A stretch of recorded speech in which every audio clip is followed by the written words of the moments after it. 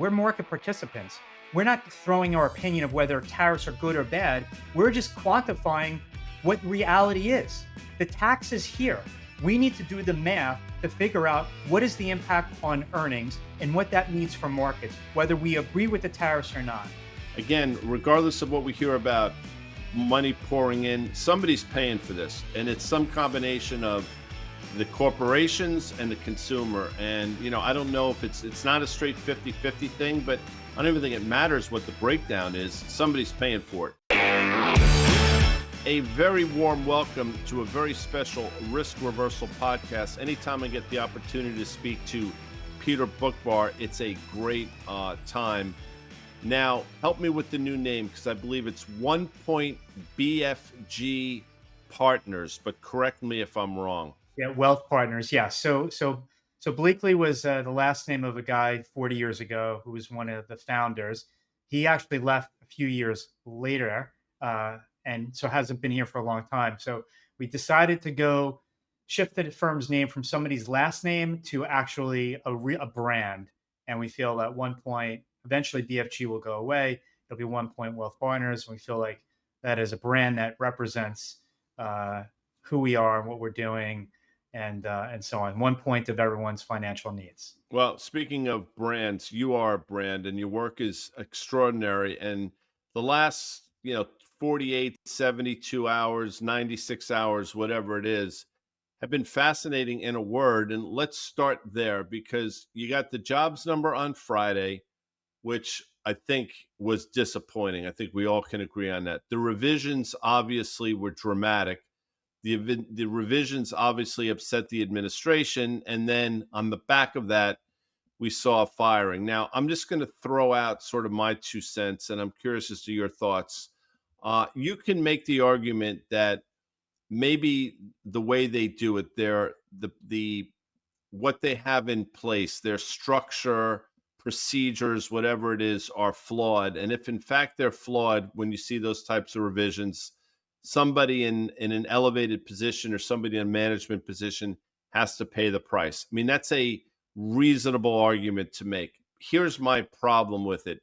If the revisions had been positive, in other words, instead of losing 250,000 jobs over a couple months, we gained them, I don't think we're having this conversation. And you don't necessarily have to opine on that, but I think it's sort of part and parcel as to what we're seeing. When the news is negative, there needs to be a fall person. So just thoughts on what we've seen over the last couple of days.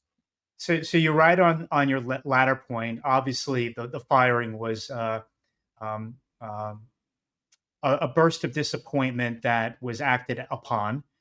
But I think people should understand that when you report a jobs number and you're a government agency, literally the first Friday in the month, so you're talking at most a week after a month just ended, to assume that the government is going to have all the numbers in hand at that moment is just an impossibility. So it takes time to gain the actual data typically over a year, because when you think about coming a week after that month ends, a lot of the numbers that go in now, granted, the survey period is sort of in the middle of the month, but the government has no choice but to estimate a lot of the number. So the revisions are taking what was an estimate, and the estimate in this case is typically reflected in the birth-death model of businesses that were created, businesses that died. That's where the biggest estimate comes from. And then when they actually get the hard data over the subsequent months, and then they confirm it over a 1-year time period, that's what creates the revisions. Unlike the ADP report, which comes out the Wednesday before the payroll number and is usually only seeing very modest revisions because ADP has millions of payroll slips in hand. And yes, they do some seasonal adjustments and they have their own methodology to smooth things out. But because they actually have things in hand, they're not subject to that. So I think that hopefully that helps to explain why the BLS has these massive revisions, because it just takes time to bring in all this information from the millions of businesses and households that are out there that are responding to these surveys. Now, people will start to try to connect the dots and say, well, wait a second. What Peter said is exactly right. But the Federal Reserve, who has that dual mandate of stable prices and full employment, is obviously looking at these numbers and making decisions or not making decisions based on what they see. And when you see revisions like this, it could lead to one saying, look, they are in fact behind the curve, which is one of the many reasons I think you saw the probability of a rate cut in September go jumping higher. Yeah, so that's a flaw in the process of the Fed. And while the a lot of the district presidents, they talk about how they're always reaching out and talking to their local businesses to get their finger on the pulse of business. Unfortunately, at the institutional level in Washington, they rely, I believe, too heavily on these government numbers that are just inherently backward looking. If Jay Powell just read his own beige book that his own staff creates for him, he would have questions about him saying the economy's in this solid place. Because you read the beige book, and I got to tell you, for a year now, it seems like that beige book reads more like a 1% economy than a 2 to a 3, which would more qualify as solid and not one. And even the labor market part of it certainly was not a reading of something that you would think that equates to a solid labor market. Now, that said, that's just that's the institutional mentality that they have. They want to see data in hand. But yeah, that's one of the flaws of this institution, and one of the reasons why it's a dangerous business to be in, to have people sitting around a table in Washington trying to pick the right rate rather than it being a market driven process. Yeah, well, my views on it. I agree with you 100%. So now my next sort of statement slash question is the following. You hear, again, every administration, and this is not just this current administration, we'll talk about how strong the economy is. And you just said the beige book suggests something different, but what should the Fed be really focused on? I mean, there are people that come out and scream from the mountaintops that the economy is really strong, really strong. This is a great opportunity to cut rates. And then the beige book suggests the market, the economy is not nearly as strong. And then people on the flip side of the coin that really have no axe to grind on the political front are screaming, this is a great time to be lowering rates. Which one should we be looking at? Because both can't be true.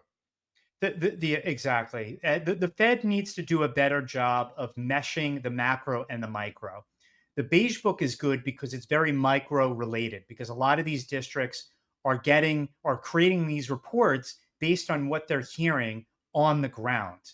And the Fed obviously looks a lot of the headline numbers that come from the government being more macro. They need to do a better job of merging this. Now, if we look at the hard data, because we're always trying to reconcile hard and soft data. Well, first half GDP growth in the US is averaging at 1.25%. That is pretty punk growth. And the reason why you merge the two quarters is because of the distortions with tariffs in terms of the timing of ordering and inventory builds and shipments and so on. It's better to look at the first half in total with those two quarters.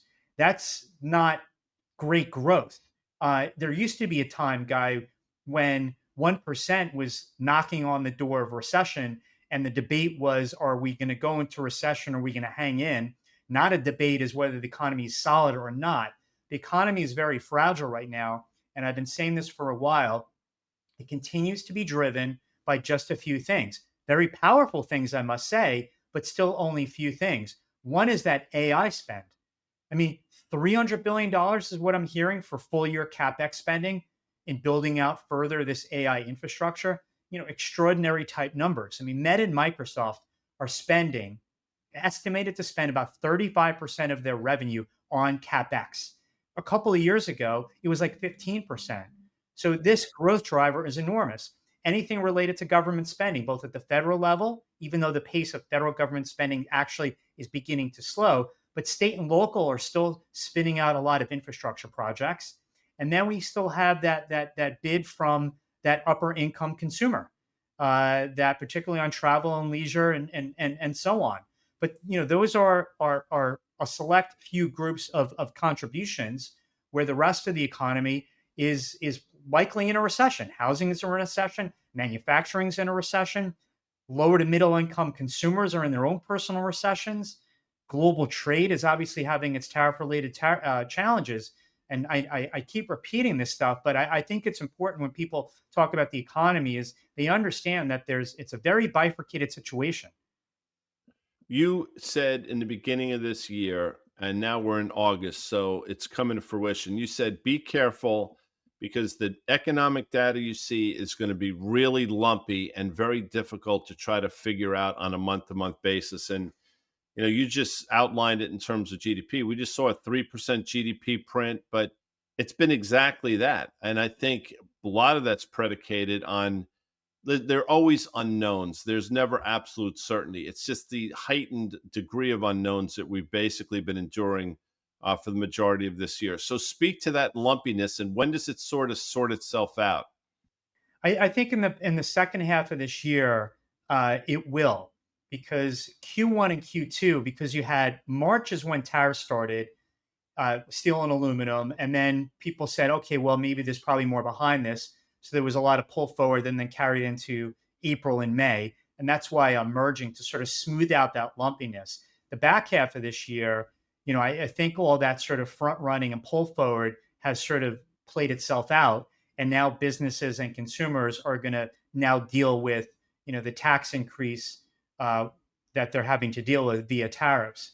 So hopefully we'll get sort of a cleaner version of the economy, but clean is still, to me, going to follow the 1.25% growth rate we saw in the first half. And if the labor market continues to soften and we start to see actual shedding of jobs, well, then that will exaggerate potential, economic softening. So, the question here is, okay, are we going to see an improvement in the back half of this year? A muddle through that we saw in the first half, or are we going to see further deceleration? That's what this comes down to right now in terms of analyzing the economy.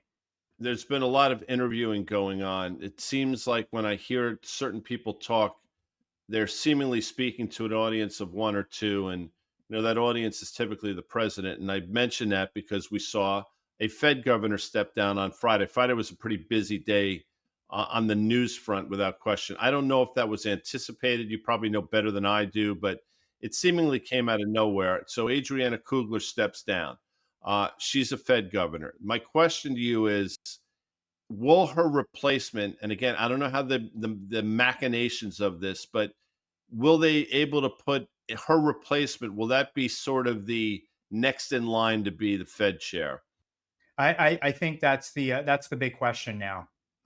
Is whether this is the person who is going to come in May 2026, and this will be sort of a test run for that individual, or is Trump going to save that and try to figure it out by the back half of this year, and instead fill Kugler's spot with somebody who is going to fulfill the 14-year term that is a governorship on the Federal Reserve.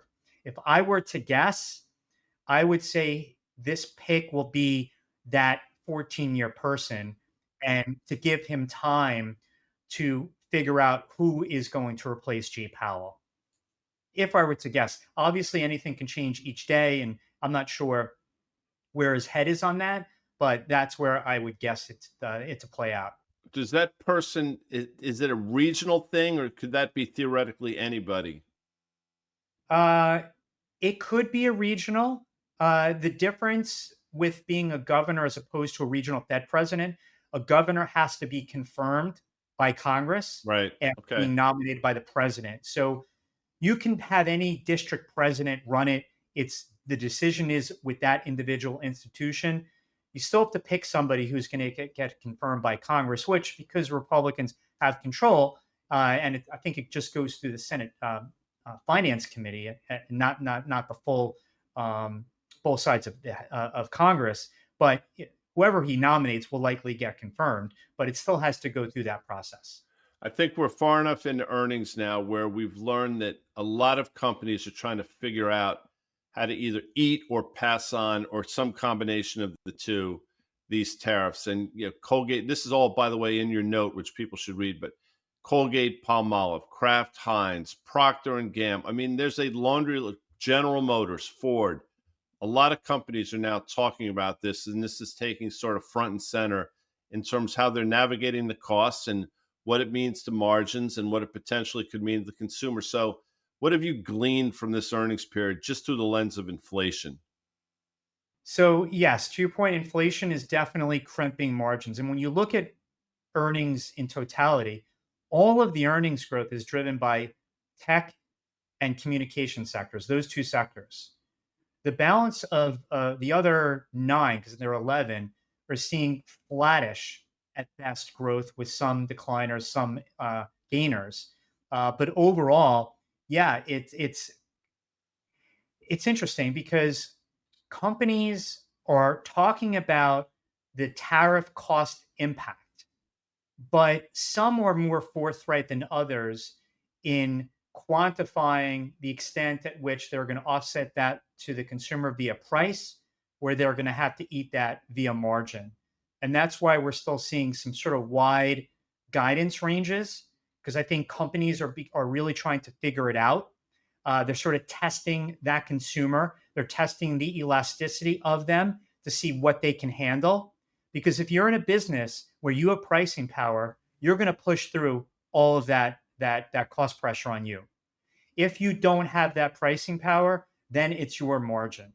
So Conagra, to use that as an example, in full disclosure, we unfortunately own the stock, even though I still like it. They had to eat most of it.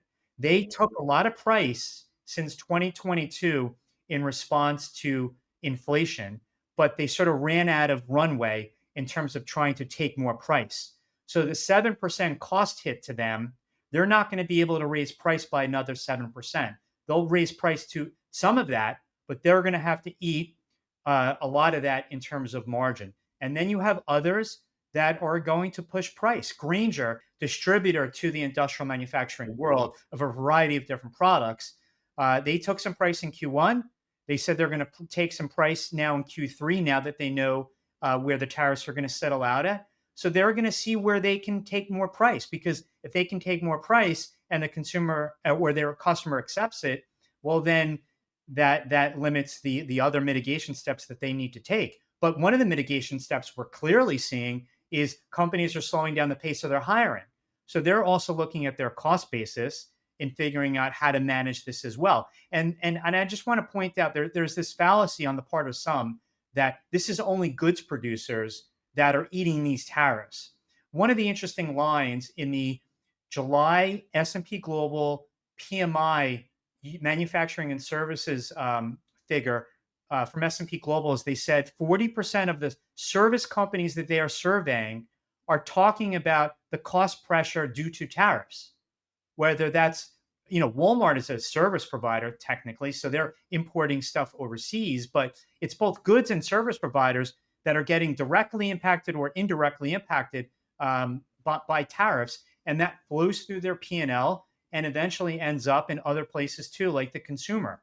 That's, again, that's why it's apolitical. I mean, it just, at some point it becomes a math problem. The 150% tariffs were not going to happen, but the 2.5, 3% that's been in place for however many years wasn't going to happen either. And we're probably now going to be 7x of what that was. And at 6,300, I don't think the S&P 500 is fully comprehended the impact that 6, 7, 8x increase is going to have. But that's just me. Real quick, to that point, I mean, Guy, you're absolutely right. We're market participants. We're not throwing our opinion of whether tariffs are good or bad. We're just quantifying what reality is. The tax is here. We need to do the math to figure out what is the impact on earnings and what that means for markets, whether we agree with the tariffs or not. Regardless of what we hear about money pouring in, somebody's paying for this. And it's some combination of the corporations and the consumer. And, I don't know if it's not a straight 50-50 thing, but I don't even think it matters what the breakdown is. Somebody's paying for it.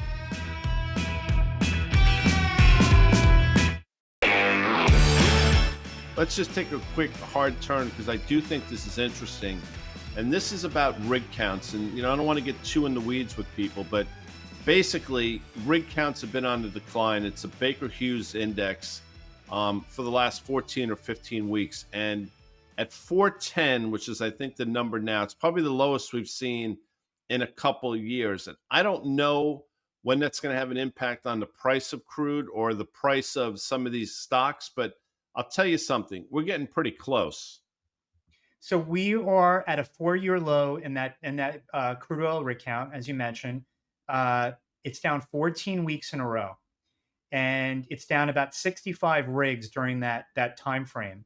So what we're seeing is, on one side, U.S. shale and U.S. oil generally, but I say U.S. shale because for the last 20, 25 years, 85% of the world's non-OPEC supply has come from U.S. shale. So U.S. oil executives, and yes, they're more efficient with their existing rigs and so on, but they are responding to what OPEC's doing on the flip side. OPEC officially, with the recent announcement over the weekend, has fully taken back the 2.2 million barrels of production cuts that they implemented in their quotas in response to COVID. Now the quota is back to where it was, call it February 2020. And that is now what we're seeing, though, is that it's really more of a quota shift going to where production has already been, because you're not seeing the same equivalent increase in OPEC supply. And as I said, and you said, U.S. Oil producers are responding in kind on their end by laying down rigs to a pretty notable effect, to the point where I think 2025 is going to actually see a decline in U.S. oil production. So I think around this mid 60 level in crude oil is likely a bottom. The other thing that we have to start paying attention to right now with oil prices is the president's threat to tariff any country that is buying Russian oil. India, China specifically, yep. And he specifically said that with India today, and he's threatening China. The problem with that is the world still needs Russian oil to be bought and absorbed by the market, because or else you're going to have $100 oil if all of a sudden Russia can sell their oil to these big countries. Now, India and China are buying almost all of the oil that Russia is producing. So if Russia all of a sudden can't sell their oil, there's not enough oil elsewhere for China and India to go to. So I understand wanting to put the pressure on Russia, but you are potentially threatening the supply-demand imbalance, equilibrium within the market that can lead to a sharp increase in the price of crude oil. So this is a very delicate balance, and you have to pay attention within the next week, because I think it was either Wednesday or Thursday when Trump gave Putin a 10-day deadline. It's really got nothing to do with Russia, to your point. I mean, this is basically putting a bullseye on India and China, and the math suggests that crude will rally in the face of that. But what are the knock-on effects? Like, what is the reciprocity that takes place? Forget about India for a second, but in the form of the Chinese, because that's clearly a shot across their bow. The Chinese have us by the throat with their control over these rare earth magnets. And I don't think the administration realized to the extent when they started this war with China, let alone the rest of the world. I don't think they realized. So when you hear the commentary from Besson and Greer and Lutnick when they walk out of the meeting with China, the first thing they talk about is making sure the flow of rare magnets is flowing again to the US. Because when Ford called up the White House and said, we have to shut our factory for the next week because we don't have enough magnets, that was a wake-up call. And also the issue we have here too is that we use these rare earth magnets to go into our military equipment. That military equipment is going to Ukraine. That military equipment is going to Israel. We need rare earths magnets to continuously replenish our military, to the point where, and I'm going to be a little bit hyperbolic here, but I think you'll get the point, is we can't go to war with anybody, particularly with China, Because if China cuts off our rare earth magnets, then we're going to run out of stuff. So China has real leverage here in these negotiations with us in terms of them wanting our chips, them wanting to buy oil from where they want to buy it from. That's why I think Xi has a little more confidence in his ability to go toe to toe in terms of these negotiations with Trump Yep. and his negotiators. Listen, I don't think we have a hand for sure, but I don't think we have nearly the hand that we think we do in terms of this giant global poker game. But I got to tell you something, with an S&P at 6320 with an all-time high of 64 and a quarter made last week, the market doesn't seem at all interested right now about any of these things. We'll see if that interest, for a day on Friday, it made a difference, but seemingly not today, Peter. I agree. Today, proves that the buy and the dip mentality is alive and well. I think people, when we look at the market, the 6,300 ish, this is the AI tech trade that got a second wind. That has been the main driver of this rally. Then you can throw in, okay, banks have rallied, industrials, but industrials are related to that AI tech trade. If you're Eaton, if you're Vintra, the power company, that is what has driven. If you look at small mid caps, you look at the transportation index, if you look at other parts of the market, it's also very bifurcated. So economically speaking, it's bifurcated. Market related, it's bifurcated. But as we know, the S&P is driven by those big names. So as they go, so goes that index. The great Peter Boockvar. I love your notes, and I love spending time with you. Once again, give me the name of the new entity because it's going to should be a household name for people. 1 Point BFG Wealth Partners. Which will at some point be 1 Point Wealth Partners, but baby steps, as they say. Peter, thanks for joining us. Thank you, Guy. Always a pleasure.